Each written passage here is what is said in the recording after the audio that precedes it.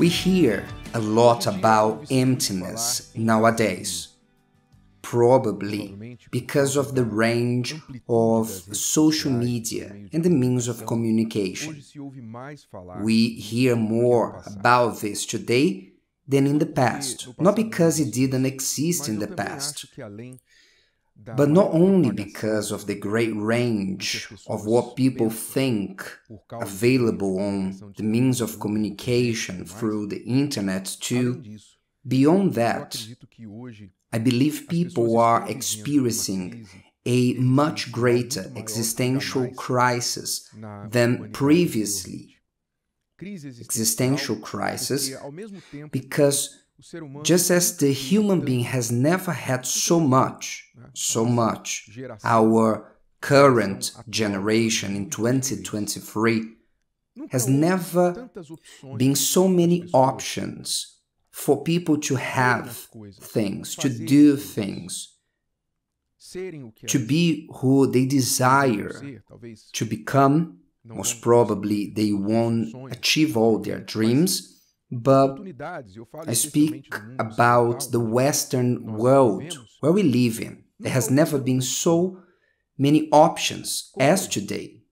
You just need to talk a little with your parents, grandparents, and you will see how the world 40, 50 years, even 30 years ago was so different from today.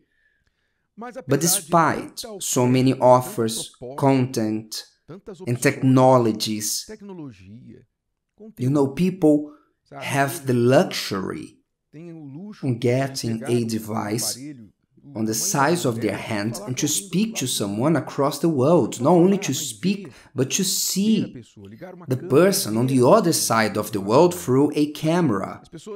They can, in the same device, give some clicks, slide through their fingers, and in a few minutes, the food, the delivery will arrive at their doors, a car to pick them up. So basically, people have the world at the tip of their fingers. Technology brings this to people. There's more comfort than some years ago. Options, medical treatments, medication, anyway, many options. And I believe in this is the problem.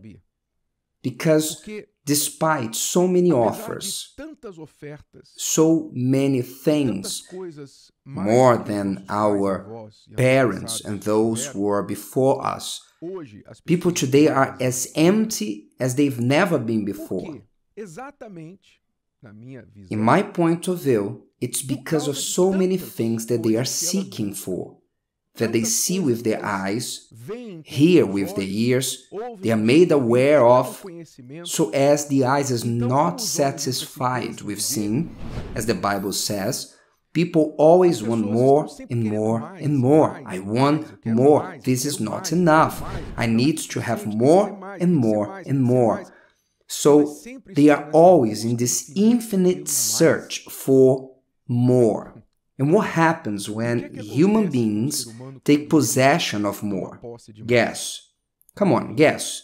The answer is not hard. Guess what happens when the human beings take possession of more? They want even more. They will want even more because they can't satisfy themselves. The human being is insatiable. The flesh is insatiable.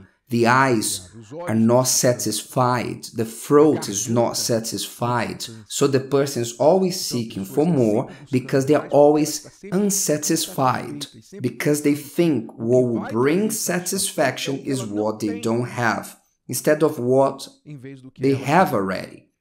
So the person takes the focus off what they have and their efforts go towards obtaining what they have not yet achieved.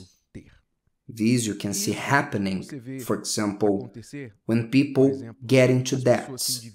They buy things with credit cards, installments, and then the debt started as 1,000 reais, and then after a few months is 6,000, 7,000. Why? They couldn't wait 3 months and gather the money, the 1,000 reais, but they needed to buy it now. So if they had the card, so they swiped it and they buy now, but in a few months they come pay for the installments, and you know how it goes. Soon they are owing 6,000, 7,000 in the card because they want it now. And at times, they not even need what they didn't have. This happens when people get into debt. Half of population in Brazil is in debt. This happens in relationships.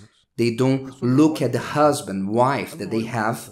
They look at the wife of someone else, the husband that they don't have. So the person starts to look outside and to look for what they don't have. So naturally, automatically, what they have loses its value because they think this is outdated. When the latest model of the car you have or the smartphone you have comes out, and you start looking at the one you have and you think this is outdated, this loses value in your eyes, and now you only want to know about the other thing. And that's how people are discarding marriage, money. They get into debt. People break their covenant with God because the life that they have with God, if they have, many times they think it deprives them of what they would like to have. So many Christians look at unbelievers saying, I wanted the unbeliever's life. The unbeliever is the one who is enjoying life. I want their lives. So they live their life with God to go after the world. Why? Because of this constant dissatisfaction that is in the human being. So the emptiness in people comes from the many things they want, when in fact, if you observe people, truly successful people, they are not people who have everything that they want, the best, or always having more. No. Successful people are those who learned to say no to themselves. They learned to say no to themselves. No, thank you, I don't want this, I won't betray my wife, I won't get into debt to buy this. No, thank you, I don't need to do this to show off, to satisfy myself or to feel better. No, successful people are those who apply severity and discipline, limits to their own lives. Pay attention, because what I'm telling you, it's not so obvious. Because in the world, the people's instinct is what I was saying. The more I have, the happier I will be. But happiness lies in you setting limits, boundaries to yourself, to control yourself, for you to become the master of your desires and pleasures.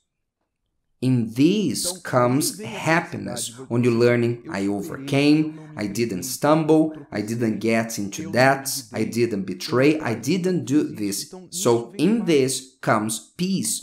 When you see people who learned how to discipline themselves, to control themselves, you see that they are at peace. They are not empty, they are well, they are fine. Because they learned to value what they have, to see value on what they have. Are you understanding? You who are there, empty, feeling empty, you know, feeling like one who has no reason to live, your life is meaningless, most probably, you are looking at what you don't have.